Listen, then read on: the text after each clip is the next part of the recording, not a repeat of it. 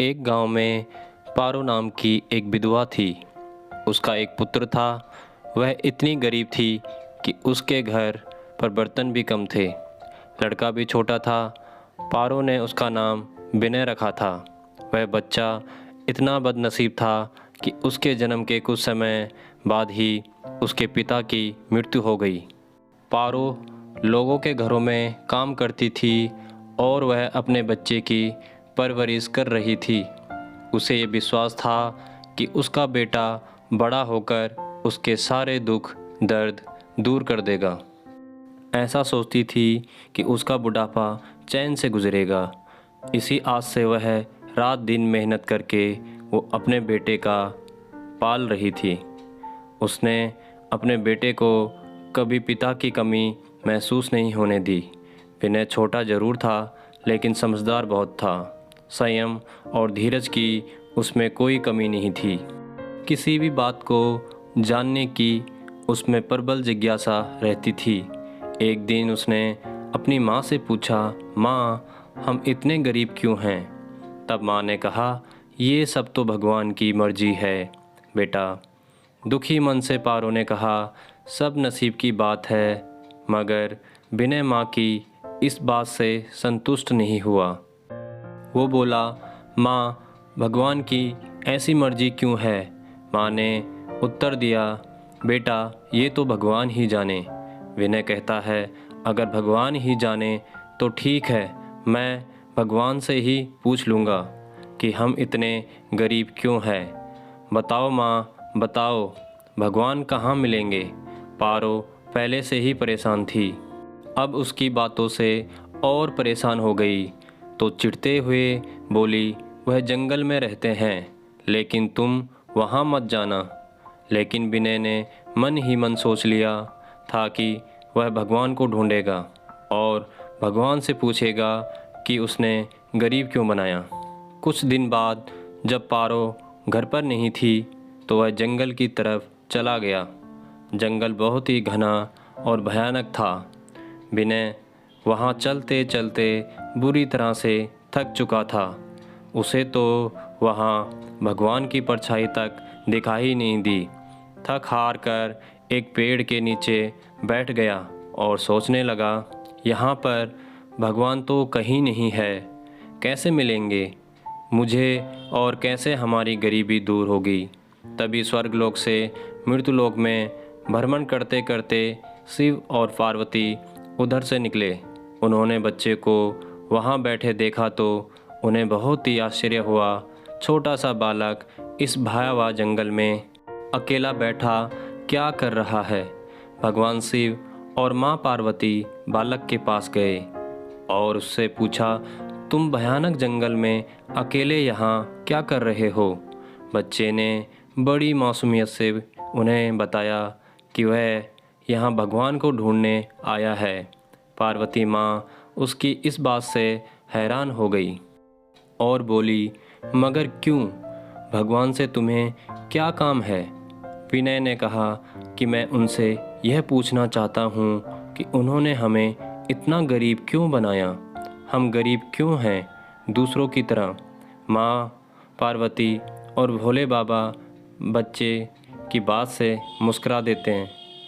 माँ पार्वती तो दया का सागर है। शिवजी से बोली कि इस बच्चे के लिए कुछ कीजिए। शिवजी ने माँ पार्वती से कहा, हम इस बच्चे के लिए कुछ नहीं कर सकते, उसके भाग्य में ही नहीं है। भाग्य देवता के लेख के अनुसार इसको ऐसा ही जीवन जीना है। नहीं नहीं स्वामी, आपको इस बच्चे के लिए कुछ करना ही होगा। माँ पार्वती शिवजी से जिद करने लगी। शिवजी पार्वती को समझाने लगे हैं, पार्वती, मैं इस बच्चे की मदद कर भी लूँगा तो भी वह इसके पास नहीं रहेगा। यह जैसा जीवन जी रहा है इसे ऐसा ही जीवन जीने दो।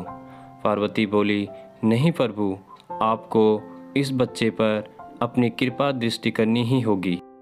पार्वती के जिद के आगे शिवजी हार गए और उन्होंने बच्चे की मदद करने के लिए उसे एक हार दिया। हार मिलने से विनय बहुत खुश हुआ और खुशी से वह अपने घर की तरफ चल दिया और माँ पार्वती भी खुश हो गई कि भोले बाबा ने एक मासूम बच्चे की मदद की और उस बच्चे के दिन अब सुख से कटेंगे। लेकिन शिव जी जानते थे कि वह हर हार उस बच्चे के पास नहीं रुकेगा और उधर चलते चलते विनय के पेट में कुछ दर्द सा होने लगा और वह जंगल के इधर उधर देखने लगा और उसमें वह हार एक पत्थर पर रख दिया और झाड़ियों के पीछे चला गया। एक चील उधर से निकला और उसने पत्थर पर उस हार को देखा और अपनी चोंच से उसको उठाकर वहाँ से उड़ गई। विनय ने सब झाड़ी में से देखा, वह भागता हुआ आया। अरे मेरा हार! सब कुछ भूलकर विनय चील के पीछे भागा, मगर कब तक वह चील का पीछा करता, कैसे पकड़ता चील को। उसने चील पर पत्थर भी फेंका, पर चील बहुत ऊंचाई पर थी और कुछ ही समय बाद चील उसकी आंखों से ओझल हो गई। विनय बहुत दुखी हुआ और रोने लगा और रोते रोते वह अपने घर की तरफ चला गया और उसने यह सारी बातें अपनी माँ को बताई। लेकिन पारो को उसकी बातों पर विश्वास नहीं हुआ और विनय को मना किया दोबारा जंगल में जाने के लिए। लेकिन विनय ने मन में ठान रखा था वह दोबारा जाएगा। दूसरे दिन जब पारो घर पर नहीं थी, वह उसी उम्मीद से पार्वती के पास जाने की सोचा कि सारी बात माँ पार्वती को बताएगा और शिव भगवान उस चील को दंड देंगे।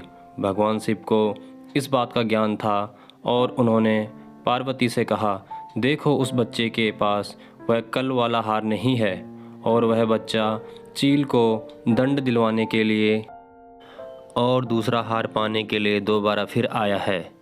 माँ पार्वती ने शिवजी से कहा, प्रभु आप चाहे उस चील को दंड दो या मत दो, पर इस बच्चे की सहायता जरूर करो।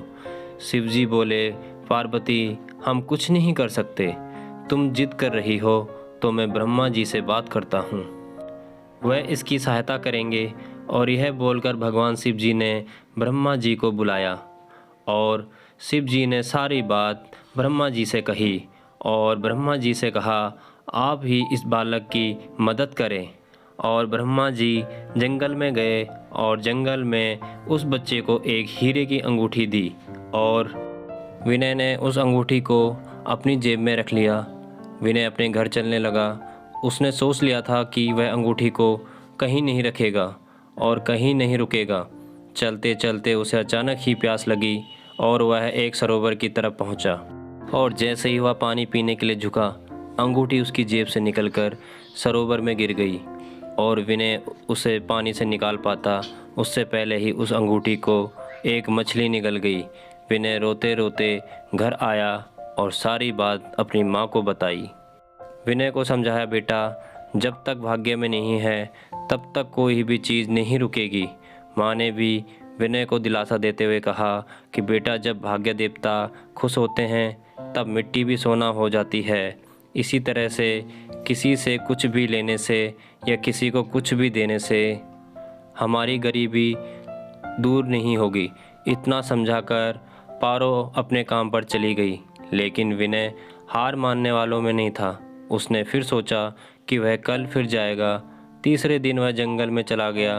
उसका यह साहस देखकर शिव और पार्वती खुश हुए और शिव जी ने ब्रह्मा जी के पास जाकर बात की। यह बच्चा बहुत ही साहसी है, इसका कुछ उद्धार करना चाहिए। तब ब्रह्मा जी ने शिव जी से कहा कि हमें भगवान हरि नारायण जी से बात करनी चाहिए, वही कोई समाधान बताएंगे।